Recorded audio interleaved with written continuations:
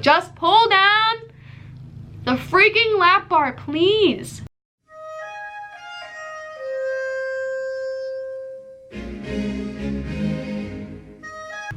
Alright, hi guys, I am back after my long leave of absence. Basically, I wasn't sure what kind of video I wanted to make, and then I finally decided that I would talk about what it was like working attractions, and specifically what it was like working my attraction, because obviously you don't get cross-trained, you only work on your ride, at least in my case.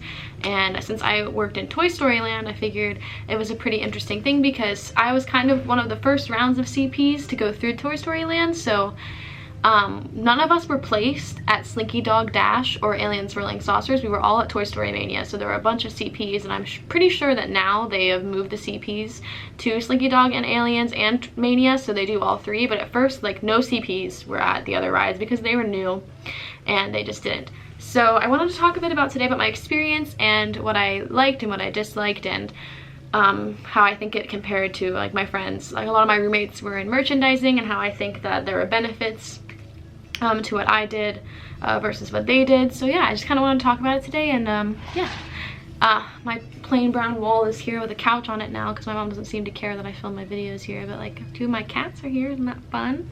So yeah, sorry that the background isn't as plain as I would normally like. So all right, so my overall experience, I loved working attractions. I think it's great, and if I did another CP, I would want to do attractions again, probably.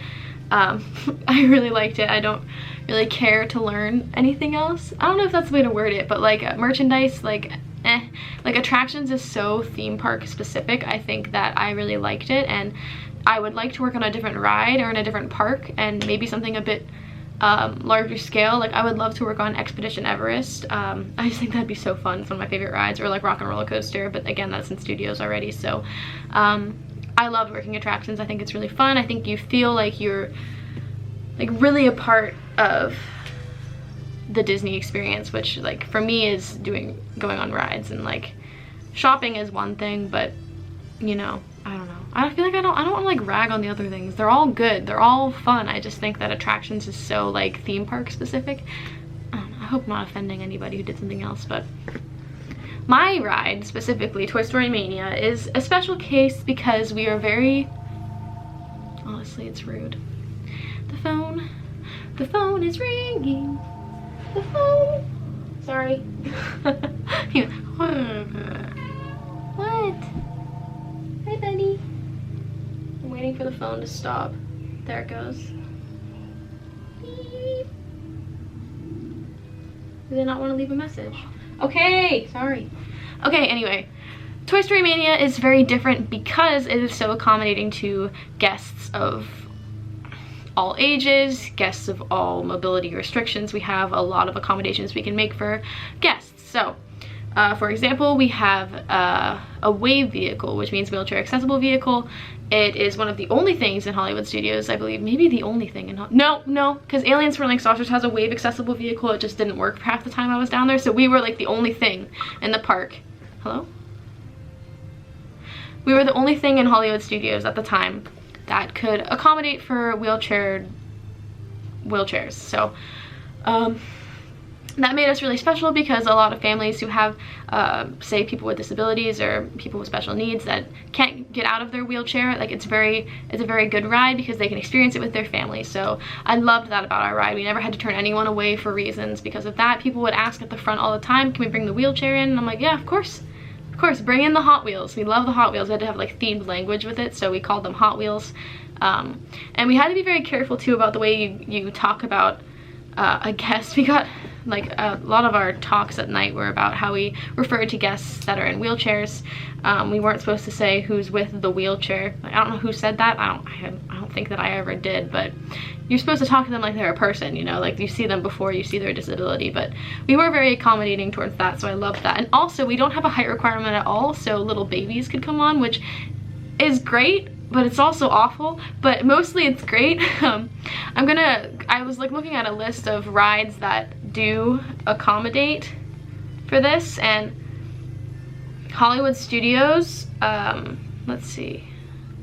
For Hollywood Studios, I believe that Toy Story Mania is the only ride besides Muppet Vision, but like, it's an attraction, but like, it's just a show. So an actual moving ride.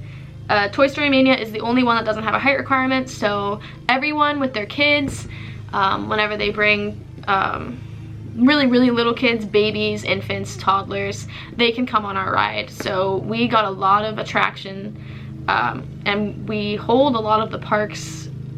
I don't know, we take a majority of a lot of the rides throughout the day. Like, a lot of guests come to Toy Story Mania because it is so accommodating, and because like a whole family could ride, and it's gentle, and even pregnant women can ride. So it's just a very good ride. I never had to turn anyone away, really. The only reason we would have to turn someone away, for example, is if they didn't have any lower extremities. So say someone who is in a wheelchair who didn't have, I would say, like, to their knee. They need to have at least to their knee because it's a lap bar.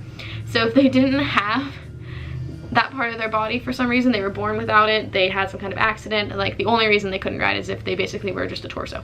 So yeah. So I loved working on my ride.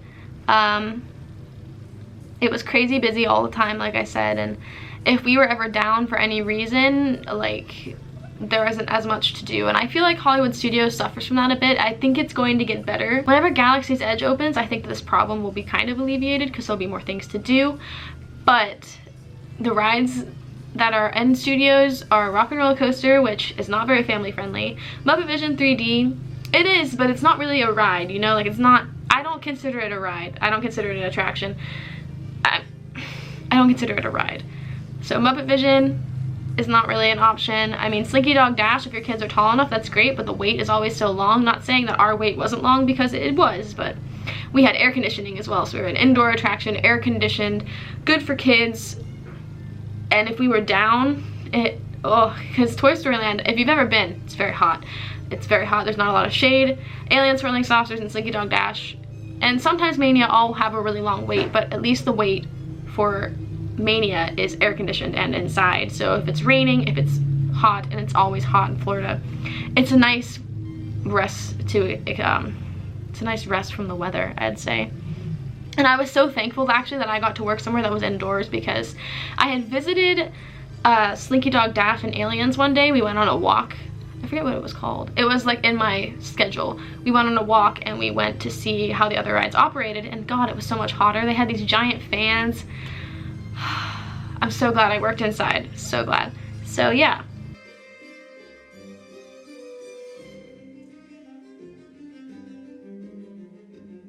So pros and cons, Toy Story Mania wasn't swelteringly hot, but overall I'm gonna talk about pros and cons of being an attractions cast member. I think that you get a lot of good knowledge, I would say. I kind of use it to my advantage a couple of times.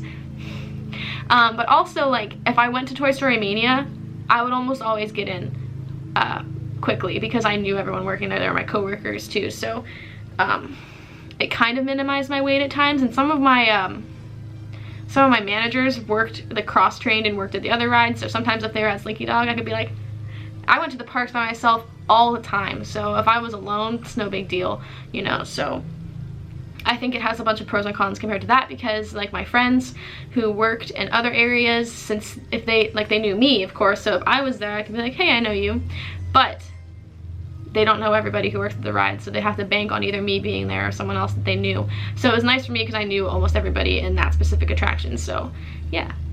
And of course, working attractions, you get some good guest experiences and you get some really bad ones, and I'll make a separate video talking about like some of my worst guest experiences. But since my ride to accommodate so much for people, I'm going to talk specifically about babies and people who probably shouldn't be on this ride even though there's no height requirement, or maybe just some people shouldn't be parents, I don't know, because I've had so many instances where we had to stop the ride because a child was standing or they didn't follow our instructions at the beginning. So basically what we would say to people, if they had a child who shouldn't be sitting by themselves, because sometimes they did, and I was just like, whoa, whoa, whoa, No, that's not happening. So even though we don't have a height requirement, there were specific things that I, like, as a cast member, when I was loading guests in, I said. So basically, if they had a child, they had to be either seated on this chair, like a bench. It's like a bench. It's all a bench. There's no separations. There's nothing. It's just the lap bars you pull down with the guns attached. So if they had a smaller child, you could either say you have to have them sitting on the bench, facing forward. Don't let them, like, make sure they stay underneath the lap bar at all times. So we would pull on the lap bar, and usually for kids, so if this is the lap bar, they have like this much wiggle room because it's not meant to come down on, like, it doesn't come down tight, basically. It's not like on a roller coaster where it locks you in so you don't fly out, you know? Like, our ride isn't that. It's just a deterrent, basically. Our lap bar is a deterrent on our ride, saying, hey, don't stand. But you really could, and especially kids that small, they can wiggle out of there, and they do. It happens all the time. So we had to stop the ride so many times, just stopping the ride, saying, hey, make sure your child is seated. So we don't know how long they've been standing. We don't know anything because our ride doesn't have cameras through it. We can't stop the ride and say, hey, make sure your child is seated. You know, our ride doesn't have that. We don't have anyone looking through on cameras saying, hey, someone's standing, hey, this is happening. So we do our best to say, hey, make sure they stay like this the whole time. We say the whole time, make sure they're seated underneath that lap bar the whole time for me, okay? And then they say, yes, of course. And they come back around and their kids, standing up. And I'm like, dude, get down. So that, and also they can sit on their parent's lap or grandparent or whoever they're with. They can sit on their lap underneath the lap bar, like still underneath the lap bar, but just on the lap, which I prefer. If I'm completely honest, I prefer, because it eliminates that weird gap that they could stand up on their own, and it also means that they're like wrapped like through their parents' arms, we hope. So, but sometimes the ride can be scary, right? So I'm saying to them, hey, make sure they stay facing forward underneath that lap bar the entire time. And they say, okay. And then it's a dark ride. There's a lot of things going on, especially really tiny babies who don't know what's happening. They get scared and they cry. And what do you do whenever a baby cries? You turn them towards you and you like, shoosh.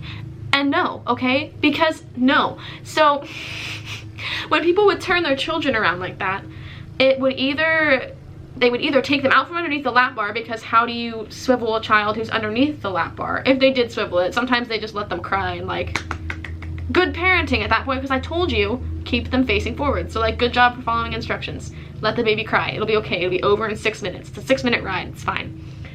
I don't know if I sound evil by saying that, but like, you can't turn them. It's a safety issue whenever you turn them, and I can explain why in a second. But so people would turn their baby around, and either if they were turned around, they either would have had to lift them out of the lap bar or just kind of, I don't know, maneuver them. I don't know how people do things sometimes. Maybe they didn't pull it down tight enough in the first place. We're not allowed to like pull them down on them really hard. We weren't allowed. But yeah, they would turn their babies, and we would come back and we would have to stop if you saw it. If you saw a baby turn the wrong way without, if they had a harness, yeah. Oh, my thumb has a, if they had a harness on, so like a baby carrier, and it had a hard back, they were allowed to be facing this direction. They were also allowed to be facing forward, but that's the only exception if they're in a hard backed thing. And I would see my fellow cast members sometimes, if it was like one of those soft back ones, like not care, but you should have turned them around if it's just like a soft shelled thing, in my opinion, because what we were told is you can't have the baby facing backwards underneath the lap bar, because if we have to stop the ride suddenly, the force of the stop and the lap bar being against the baby's back could potentially break it or fracture it. So, but we're not going to tell that to guests, hi, please make sure you keep your baby facing forward, or else its spine could potentially break on this ride if we have to stop. Bye. You know, we wouldn't we wouldn't say that. Just awful. We wouldn't break the magic like that. So when people do it, it's frustrating because they don't seem to think much of it, but it's actually awful. And the problem is, once you've turned your baby, or you get them out from underneath the lap bar, and we stop the ride and say, hi, they need to be underneath the lap bar, people struggle to get them back underneath, because usually whenever they remove them from that gap, they pull the lap bar down more than it was before. So it's touching them and the baby is out. So we stop them and say, the baby needs to go underneath the lap bar. There's nowhere to put the baby anymore because they've pulled down the lap bar. And then they're just like, can't I just hold it? And it's like, well, no, now that we've seen you, it's a safety issue and we can't continue the ride. We have stopped so many times for this. It is so ridiculous. I mean, I remember I caught it once. It was me, I caught it, I stopped, and I just turned around and looked at the guy, and I was just like, he needs to be underneath the lap bar. And he didn't speak English either, so it was awful. And I'm not allowed to like walk super far. There's like these safety lines, and if the ride is in motion, like, you're not supposed to cross them, you're not supposed to do this. So, and yeah, so I went over, I like went as close as I could without crossing these lines, and I was just like, the baby needs to be underneath the lap bar. I'm like, the baby needs to be underneath the lap bar. And he just looked at me, and I'm like, you need to get the baby underneath the lap bar. And I'm trying not to be like frustrated, but you know, the whole ride is stopped. Everyone here, so like the queue, I might put a picture of what the ride is like and where I was at this moment. So I was at Load 2B is what it's called. Load 2B. I was at Load 2B, and you can see the vehicles coming around the corner, and I did. So I stopped because this was, actually no, it's not that, oh, wait. No, because I wouldn't have been looking that way. So what happened was I saw it before we dispatched the next vehicle. So the ride was already stopped at this point. You're supposed to always do like a little visual scan of the rides coming in, the vehicles coming in case something like this has happened. So I noticed it, so I decided to hold and talk to him, and then everyone stares at me, you know, all my cast members, all the guests who are waiting to load in, they're all looking towards me because I'm the one holding up the ride at the moment, because I've seen a guest, and like not everyone can see it. It's mostly me and this person. The person at Unload 2B can see it as well, so once they notice I've started talking to a guest, they also look to see, and then we kind of pass up the information so that people know. We have telephones and things, like there's a child standing. That's why we're holding dispatch, because we have to record all these things down in a log that shows why we weren't dispatching as quickly. Basically, it's all for the efficiency. We have, what is it called? CD? Oh my god, it's been so long. I can't remember what it's called. Oh my god. Anyway, it's a little chart that you write down like downtimes on, or you write down like little things like someone dropped their glasses into the track, so that took 5 minutes for us to get it out. So something like this happens, we have to write that down as well and record why we weren't as quick, which also boosts the wait times and things like that. It's all connected and things like this. So yeah, I would say that guests do some crazy things sometimes, and yeah, so he eventually did turn his baby around, and I don't know, he started asking if he could like get off the dock where I was, and I was just like, you can't get off here. I'm not gonna, no, you can't. Just get the baby back underneath somehow. He could have like put it here and then down and in, which I think is what he ended up doing, but it happens so often, and like that's why I hated that our ride let on such little things, because stuff like that happened all the time. And even with younger kids, even with older people, sometimes we're being stupid. I just can't, like, people are so dumb and they don't realize it, and it's just so unsafe in that environment. Like, even though our ride doesn't seem like it would be unsafe for reasons, like you could get hurt on it. Like you could, we had the bus bar, like it's run by electricity. If you started getting out of the ride and walking around, like you could be electrocuted if you stepped on the, you know, there's just things that are dangerous, and you should just stay in your seat and listen to the cast members. But sometimes people just don't. So you know what? That's a con. People don't listen to you, and you feel like you're talking to a wall half the time. I would also say that everything starts to feel very repetitive. My work days would feel really repetitive, especially if I got on the same rotation. So a rotation is what you do in your work day. So you go to CDS, that's what it's called, CDS. You go to CDS, which is the computers, the cast deployment system. You go to the CDS, you pull an assignment. So like I had mentioned in my story before, so I could go to the CDS and pull load 2B. So that's where I would go, and I would either relieve the person, well, if I pulled that, I would be relieving the person of the position. You can also pull a rotation, which means you go in this set order of things, and there's always this set order of rotation. So this position goes to this position goes to this position, so you always end up, there's like a continuous flow, and you can go in and relieve people of breaks, and it all works very well actually. But sometimes you go to CDS and you pull the same thing every time. You either pull the same rotation, so there's three different rotations, I believe, at Toy Story Mania, so you had the chance of pulling it every time you came back from a break or whatever. So they were every 45 minutes to an hour, like that's roughly the rotation period. So you wouldn't be out of position for too long, but sometimes it felt like forever, especially if you kept pulling the same things. So you would probably go through about 3 positions before you pulled a break or were given a break. So sometimes your days can feel really repetitive if you get the same couple of things. Personally, my favorite positions were working outside. So as fast pass greeter, standby greeter. We had one called strollers. That one wasn't so much fun, but I liked being outside most times. Sometimes if it was raining and other things, I wanted to stay inside, but I really loved those positions. Positions I didn't like as much were merge, which is where fast pass and standby lines meet. And the reason I didn't like that is because people in standby can get really, really rude whenever you're letting all these people through fast pass through. But that's just the nature of how things work. You know, you can be standing there, you see me let through maybe 20, and there is a system for this. We have a ratio, but depending on how busy we are, and we have phases. So you can see me letting through all these people from the fast pass, and you're like, this isn't fair. And like, maybe it's not fair, but you don't have this fast pass to get you through the line faster. You decided to get in this line and wait, and I know you've been waiting for maybe an hour and a half now, but this is just how it is. They have booked this experience to be faster for them, so we have to let them through, you know. It's hard to keep up that Disney friendliness whenever people are being so rude to you. So there are probably times, I'm not very good at hiding my emotions. Not the best example of how cast members should act, I think, whenever they're being berated by people, because honestly, like, it's hard. It's very hard to stay polite, and like you do, and then people just keep getting angry with you, and it's just the roughest time. So what was I saying?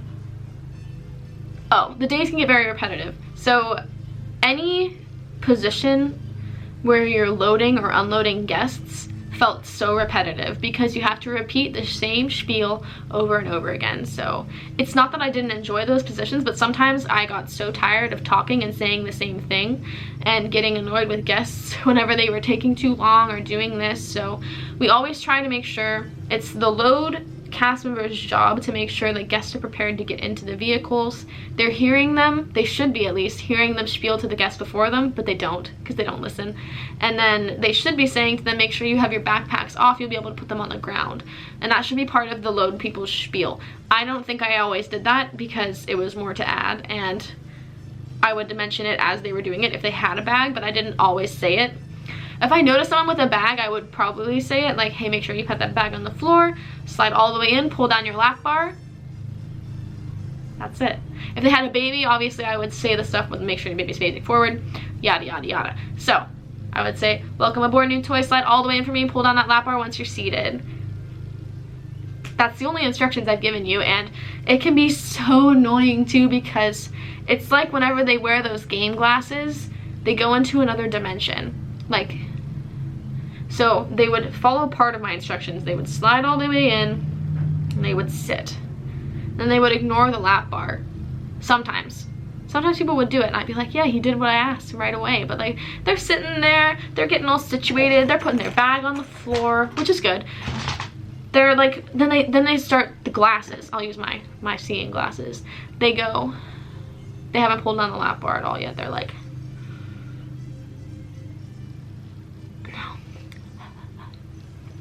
and I'm standing here like, I cannot send, I don't say this is my inner monologue. I can't send the vehicles until all the lap bars are down, and I don't want to pull it down for you. Pull down the lap bar. So what I actually say is, hey, you make sure you pull down that lap bar, and we have to say it at least twice. So I say it once when they're coming in, make sure you slide all the way in, pull down that lap bar for me, and then I say it again as a reminder, hey, make sure you just pull down that lap bar. And if they don't do it after I ask the second time, I am then allowed to like gently push it down. Gently. I didn't always do it gently. I never slammed it down on anybody, but I did kind of do it like quick. My camera stopped recording. I did do it kind of quickly sometimes because people were taking forever, and I don't know if people just don't realize, but like, you wait in a line for an hour and a half, and then you finally get on the ride, right? And then you take your time getting situated. It's like, this is part of the reason why the line is so long, because you're taking 10 years to get situated. All you have to do is pull down the lap bar and sort your stuff out in a second, like, or just better yet, be prepared before you get in the ride. Be prepared to have your bag off, like, have your bag off, have you holding it. Prepare your children to be situated in the way that they are, you know? Like, I don't know, man. I don't know. So that's something that I learned myself, because I would say that I was better at it, but you know, I never know if I annoyed people whenever I was getting on rides. So it really showed me like, hey, be as prepared as possible while you're waiting. Have your bag off, have the things off that you're supposed to have off. Take off your hat, take off your sunglasses if you need to. Like, have the things already put away and be ready to just listen to what the cast members tell you. Like, if I was going on Rock and Roller Coaster, they basically say put your bag in the pouch and pull down the lap bar. That's it. So you know what? I've prepared myself. Hey, I'm gonna have all this stuff off of my face that can fly away. I'm gonna have it stowed somewhere, and I'm gonna put it in there, and I'm gonna pull down the freaking lap bar. That's all. I'm not gonna sit there and adjust. I'm not gonna take a selfie with my friends, my family. Oh, that was annoying too. People ask me to take pictures of them, which is fine. Okay, it's fine. But I do it quickly. That's the thing. It's nice when I do it, I guess, because I say, if they want me to take a picture of them, I would say, hey, pull down those lap bars for me, I'll get you when I come back around. So I would handle this side who asked me, hey, can you take a picture? And if it, sometimes it's a family, so like, can you take a picture of them? And I'm like, yeah, pull down your lap bars for me, I'll come back around. And then they do it. So like, that's good. But like, sometimes people are like in there taking a selfie, and they're like, and they haven't touched the lap bar. And I'm like, just pull down the freaking lap bar, please. Please, I can't send the ride.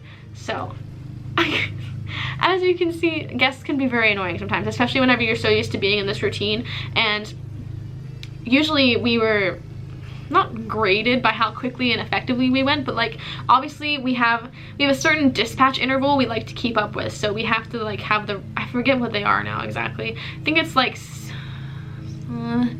30 seconds. 30 seconds, I think, we're supposed to have people out and in and ready to go. So whenever people are in there lollygagging, fiddling around, like, it's just annoying because it affects our numbers, and it actually does do damage to the amount of people who can get on the ride. And that's why it's super duper annoying, because you learn about all these things about how the rides actually work, and then people don't do those things, and it's really annoying. So yeah.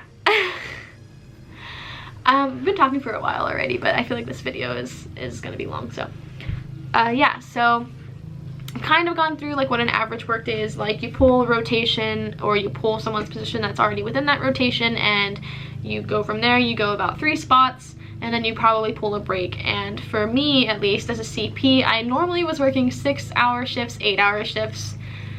That was usually what I got. So 6-hour shifts, I believe that I know you only got 15-minute breaks, and it's hard for me to think about at the moment because it's been a while, but you got two 15-minute breaks that were paid, I believe. So you would pull your break twice, because that would get, yeah, that makes sense. And then 8-hour shifts got you a 30-minute break that was not paid, I believe. And depending on how much more you worked in that, you would get 15-minute breaks also, and a 30. So if you worked more than 8 hours, you would get a 30-minute break plus 15-minute breaks shifted like in there.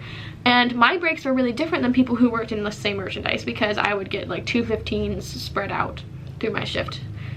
A 30-minute break basically, but spread, so 15 and 15. And that really, like, my roommates were like, that's weird. And I'm like, no, it's not. Yours is weird. Because if you think about it, I would be doing some of these positions for a really long time, and it would suck. And I think it's just nice because they like pull you away. They pull you away and refresh you, and like let you sit for a second, because like, I don't know. I just think that it gets very repetitive, especially if you end up on, some of these rotations have position after position that are kind of the same, and like they don't go somewhere drastically different, so it could be really annoying. So that's basically my average work day, like usually 6 hours, maybe 8. During the holiday seasons, definitely longer, 12-hour shifts. I wouldn't say I worked anything longer than that, like maybe a 14 if I said like, hey, I can come in early if you need it, but like usually 12. 12-hour shifts were like the longest I worked, and sometimes you would get like a 12-hour shift here and here during like the normal like non-holiday times, just to give you a bit more hours, because you know, 6-hour shifts, like you usually would get 2 days off a week. So if you only work 6-hour shifts, it's not actually that much, and they're supposed to get you to 40 hours a week at least, I believe, to help you pay your rent. So you can get longer shifts sprinkled in there. They're like a blessing and a curse, because sometimes 12-hour shifts went by way faster than 6. So it's just an interesting dynamic that they have.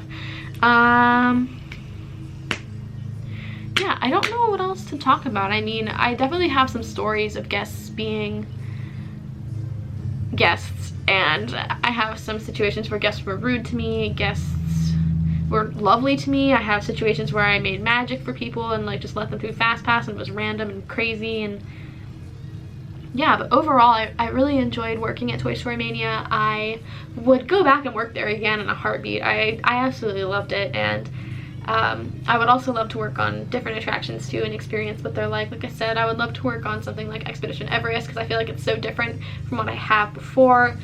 Bunch of different other safety issues and things like that. Of course, all rides have their safety concerns, but something like a roller coaster where people could be like ejected or something, you know, crazy stuff happens.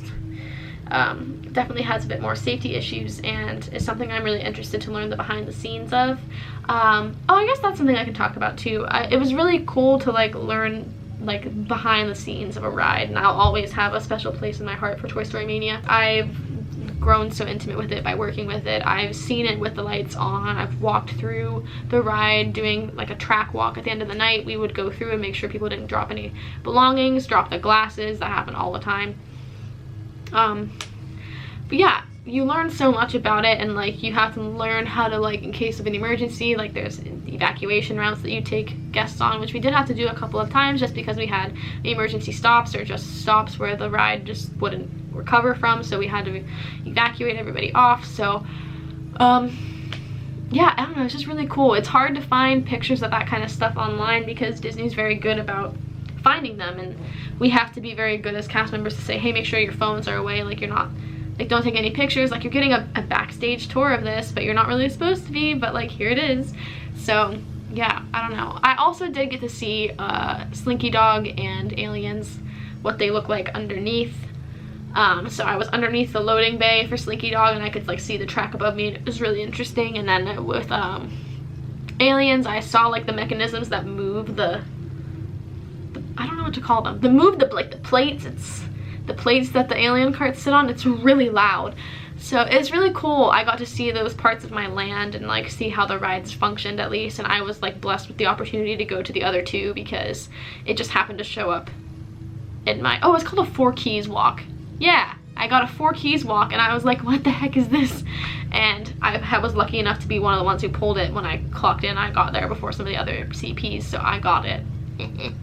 So yeah, overall really enjoyed working in attractions. Would do it again, probably over anything else, although it would be interesting to try something else. But I just loved working on the rides and being on that level with the guests and being part of that experience for them. It was just really fun. And you can't, the joy of like going up to someone and being like, would you like to come in through the fast pass line, like their faces just light up. It's the cutest thing. So I wouldn't trade it for the world, and I have such a special place in my heart for Toy Story Mania. And to anyone who is thinking of doing the college program or is doing it and has been assigned attractions, or if you're thinking of doing attractions, I would say definitely mark it as one of your top priorities. It is such an amazing experience.